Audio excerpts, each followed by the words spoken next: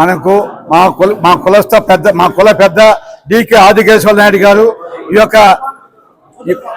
యొక్క జిల్లాలోనే కాదు ఈ యొక్క స్టేట్ కాదు పక్క రాష్ట్రాల్లో కూడా గొప్ప పేరు సంపాదించుకునే మహా వ్యక్తి మహానుభావుడు. భారతదేశంలో అతి ముఖ్యమైన వ్యక్తి.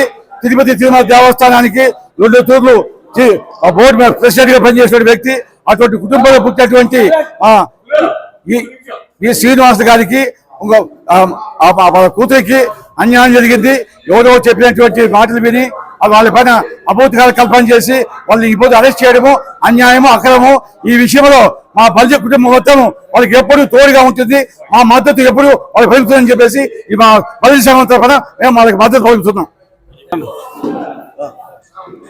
అందరికీ నమస్కారం. ఈరోజు మా బలిజ జాతి ముద్దుబిడ్డ ఆనిముత్యమైన స్వర్గీయ ఆదికేశ్వర నాయుడు గారు ప్రముఖ పారిశ్రామికవేత్తగా, అదేవిధంగా పార్లమెంట్ సభ్యులుగా, టీటీడీ చైర్మన్గా వాళ్ళు సేవా కార్యక్రమాలు చేస్తూ, అదేవిధంగా వాళ్ళ సతీమణి సత్యప్రభం గారు జాతీయ ఉపాధ్యక్షులుగా పనిచేశారు. అదేవిధంగా చిత్తూరు శాసనంలో పనిచేశారు. ఆ పుణ్య దంపతులకు జన్మించిన డికే శ్రీనివాస్ గారు కావచ్చు, అదేవిధంగా కల్పజ గారిని అన్యాయంగా అరెస్ట్ చేయడం జరిగింది. ఇది ఒక హేమ చర్యగా మా బలిజ సంఘం వాళ్ళు అంతా కూడా ముక్త కంఠంతో ఖండిస్తున్నాము. ఆ పుణ్య దంపతులు మాకందరికీ కూడా ఆధ్యాత్మికంగాను, పారిశ్రామికంగాను, అదేవిధంగా రాజకీయంగాను స్ఫూర్తిదాయకంగా ఉంటూ మాకు మార్గ నిర్దేశకులుగా ఉన్నారు. అలాంటి గొప్ప వ్యక్తులు వాళ్ళ సంతానం అట్లా పని చేసి ఉంటారని మేము ఖచ్చితంగా నమ్ముతున్నాము. వాళ్ళు తొందరలోనే కడిగిన ముత్యంలా బయటకు వస్తారని కూడా ఆశిస్తున్నాము. Thank you.